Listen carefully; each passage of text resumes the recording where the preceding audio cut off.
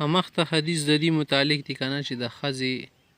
عید لمانځه دپاره یا غیر نور لمونځونو دپاره پیغمبر صلی الله علیه وسلم زمانې کې واتې که نه واتې واضح خبره چې پیغمبر صلی الله علیه وسلم زمانې کې چلو واتې خو نن نه شي وتلی که نه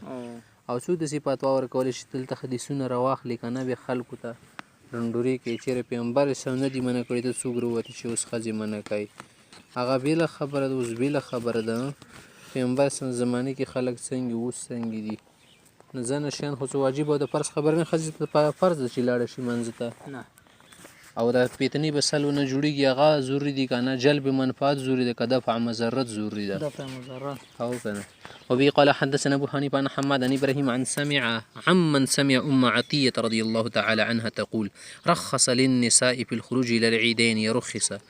حتى لقد كانت البكران تخرجان في الثوب الواحد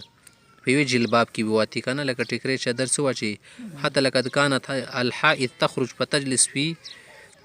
عرض الناس چې تر دې پورې کله کله به حایضه ښځه هم وتله خلکو کنارو ته به کېنستله که نه یدعون ولا یصلین دو خو مونځ به نه کولو که نه خو دعا وغیره نصیحت کې به شریکې شوې وبه قال حدثنا ابو حنيفه عن عبد الكريم عن أمية قالت كان يرخص للنساء في الخروج إلى العيدين من الفطر والأضحى وفي رواية قالت إن كان مخفف من المسكلة ده كان إن كان الطوامس معنى طمس نروت لكن لم يطمسهن إنس ولا جان حيزا يعني بالغ تيل الشيخة لا تخرج فتجلس في عرض النساء فتدعو في العيدين وفي رواية قالت أمرنا نشي بالخادزي كي مندر غلطي وجود زي شي أمرنا ده جمع متكلم مفعول به أمرنا رسول الله صلى الله عليه وسلم أن نخرج يوم النحر ويوم الفطر ان نخرج ذوات الخدور دي شي ولا خځې دي پردې نشینې ښځې که نه خدور شتل شي پردو تېر شي که نه والحید او حایزې ښځې فاما الحید فیعتزلن الصلاة دا منځونه به لري ویشهدن الخیر ودعوة المسلمین په دې کې به شریکې شوې فقالت امرة یا رسول الله اذا كانت احدانا ليس لها جلباب که مونږ کې چا سره جلباب وغیره نه قال لتلبسها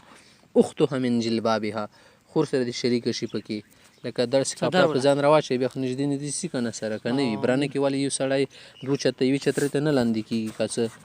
ښه ده شی ته دا موقع حاصلولی شي وبه قال حدثنا ابو حنيفه عن عدي عن سيد بن جبير عن ابن عباس رضي الله عنه ان النبي صلى الله عليه وسلم خرج يوم العيد الى المصلى فلم يصلي قبل الصلاه ولا بعدها شيئا د منځه نه مخکې د منځه نه مخته ورسته یې مونځ ونه کړو نفلي مونځ خبره ته کې ښه که نه د ښځو عیدینو دپاره وتل څنګه دي سلف علماو پکې اجازت ورکړې د زنو منع فرمیلي ده ښه که نه او ځینې حضرات وایي چې د منع دي دپاره شابات ځوانې ښځې څه دي هغه به نه وځي صحیح ده خو جمهور حضرات وایي که نه چې بس مه دي وځي صحیح ده که نه ځکه د وتل ښه دي فتنې سبب ده ټیک شوه که د زړو ښځې په باره کې څه خبره نه وي که نه بیا دو ته وتل اجازت شته خو بهتره دا د احناف حضرات وایي چې مه دي وځي صحیح ده خو د کمې حایضې ښځې پیغمبر صلی الله علیه وسلم زمانې کې راتلې که نه دا د احکامو زده کولو دپاره مسلمانانو سره خیر او دعا کې شامل دي نور څه مقصد نه و ښه که نه ټیک شوه او د عید مونځ څه د عید منځه نه مخته وروسته عیدګاه کې خو مونځ نه کېږي نفلي وغیره ښه د کور ته راشي به دې کې کېږي موږ احناف ویلي صحیح ده لکه کور ته څه راشي که نه بیا عید منځه نه بعد یې کولی شي خو مخته نه شي کولی وبه قال حدثنا ابو حنيفه عن محمد بن المنكدر عن انس بن مالك قال انس شوي مخته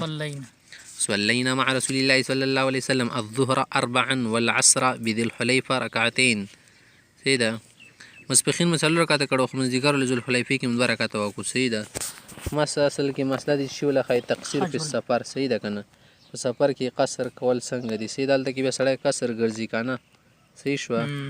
خدا مسبخین څلور رکعته کړو د خو سفر حالت کې نه وکنه یا صحیح شو به دې سره ورسېد بیا سفر ته ګرځي صحیح شو وبه قال حدثنا ابو حنيفه عن حماد عن ابراهيم عن الكمت عن عبد الله بن مسعود رضي الله تعالى عنه قال كان رسول الله صلى الله عليه وسلم يصلي في السفر ركعتين وابو بكر وعمر لا يزيدون عليه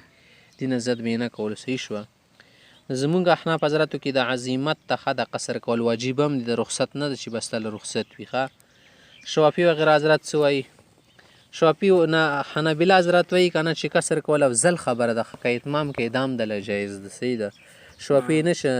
وایي چې نه اتمام څه ده ته جایز پسې سرې افضل خبر ده چې پوره مونځ دي کوي او رخصت خو رخصت ترفیه ده سني دپاره ورکړې شوي ده ښه چې سړي دپاره مشقت